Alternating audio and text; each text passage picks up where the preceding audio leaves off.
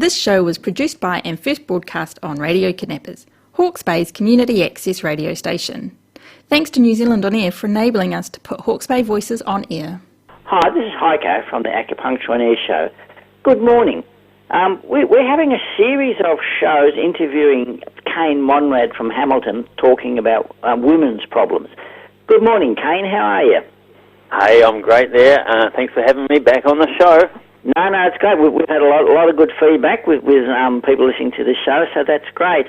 And I know that you've got a busy practice in Hamilton called Connect Therapies, and you do see a lot of women's problems and get a lot of referrals from midwives. And I know that I do refer you patients in here with fertility problems and problems during pregnancy, morning sickness and whatever.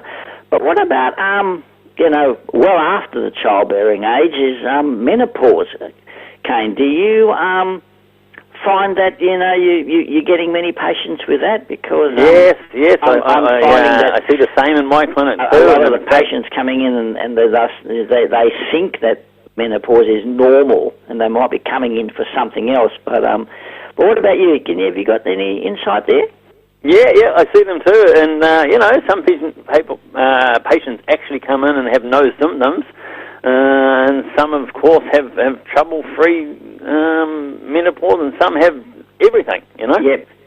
Yeah, and I've had some other women patients, elderly, they might be in their 70s or whatever, and then they said I never had any problems with it. I mean, the cycle stopped and life just went on as always. But my experience, which is getting on now, it's nearly 40 years, and I find that women who generally have had few or no problems during their menstruating years, or any major problems with pregnancy and childbirth, they tend to fare much better with menopause. You got any experience or comments there? Yeah, same here. I sort of conclude, and as a general rule, that if there has been a healthy menstrual history, etc., that there is no pain, regular cycle, normal bleeding, then this means that their body is fairly well balanced. So therefore, they sort of handle it a little bit better.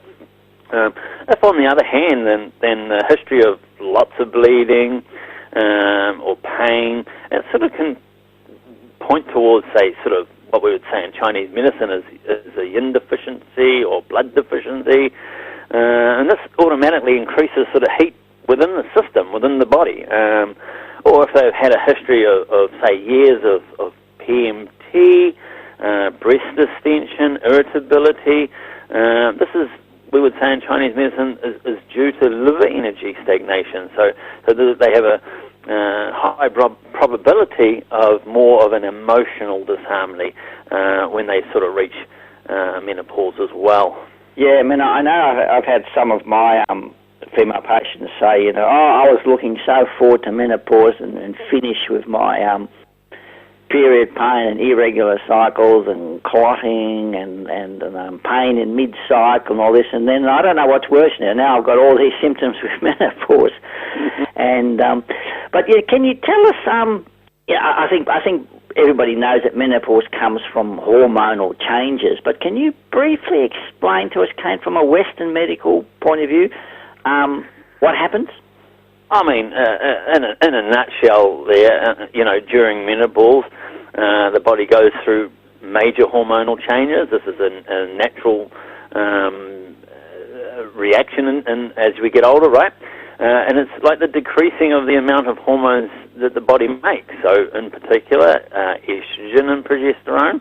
Mm-hmm. If the estrogen and progesterone are produced, they are produced by the ovaries. So when the ovaries no longer make enough estrogen and progesterone, hormone therapy can then be used as a supplement. That is also known as HRT. So that's how they would treat that from a Western medicine point of view. Now, so some patients, they might ask, well, how can acupuncture help menopause? I mean, if the estrogen is gone, the acupuncture can't bring it back. Sure. So these are logical questions that I hear all the time. But I may ask why do some women lose their estrogen but not have any heat signs and other problems associated with menopause? It's because their body has been more healthy and balanced during their lifestyle, right? So Western medicine will take into account constitution, DNA, were they a smoker, history of other illnesses, just as like traditional Chinese medicine looks at the quality of the essence of the body or the constitution, you might like to say, of the patient, which basically is building that constitution up. A patient has a history factor of say, overworking, doing too much, burning the candle at both ends, which could lead to kidney yin, and also with it's like too much smoking, things like that. It does that too. Right. Now, this yin deficiency, I find too, management is overworking a common scenario for people that burn the candle out at both ends, really burns the yin up of the body. Yeah. So, can you just quickly tell us about yin deficiency and menopause, like very, very quickly, if you could? Yeah. Well, some in the ancient Chinese symbol, the Tai Chi sign or the symbol with the circle which is divided in half, and it's got black and white. It represents the balance of the body. The simple example would demonstrate how life circumstances could damage like the yin of the body. Like I say, someone working night shifts, working too late, exhausting the whole system. This is what puts the body out of its own natural rhythm, and this is what damages the yin. Therefore, like night shift workers, nurses, taxi drivers, all these sort of things, this is a history here, right? So having a history of this, and then having a history of fevers and sickness, flu, like especially if it's sweating, this could damage also these yin fluids as well, and menstrual bleeding cycles. All this has an impact over time from a from a Chinese medicine point of view. So then along comes menopause, and the substance estrogen, which is sort of like a yin substance, we would say, is gone, and then other factors have time to build up, and weakness takes over, and suddenly all of the heat and dryness symptoms start appearing. And this is what happens quite often. So when the heat is like the fire in the body, and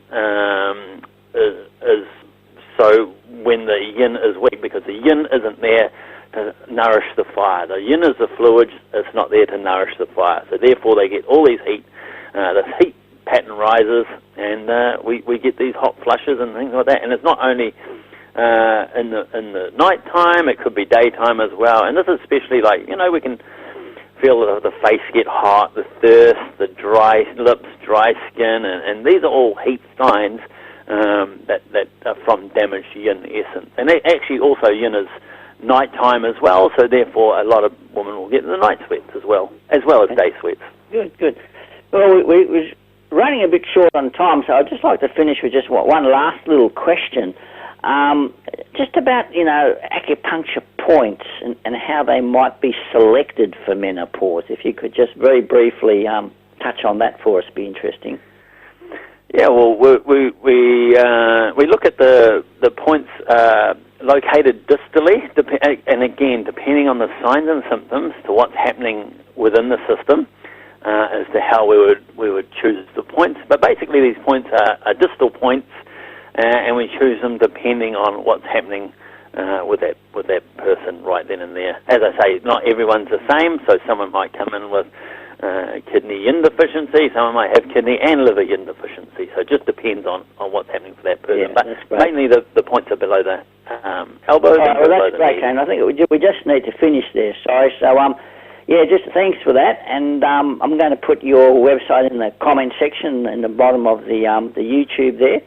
And just to finish off the show, we're just going to have another Rolling Stones songs on the old Charlie Watts. We're going to have Start Me Up from the Tattoo You album. So goodbye, everybody, and thanks again for coming on the show, Kane. No worries. Thank you very much. Okay, bye. Take care. This show was produced by and first broadcast on Radio Kidnappers, Hawke's Bay's community access radio station. Thanks to New Zealand On Air for enabling us to put Hawke's Bay voices on air.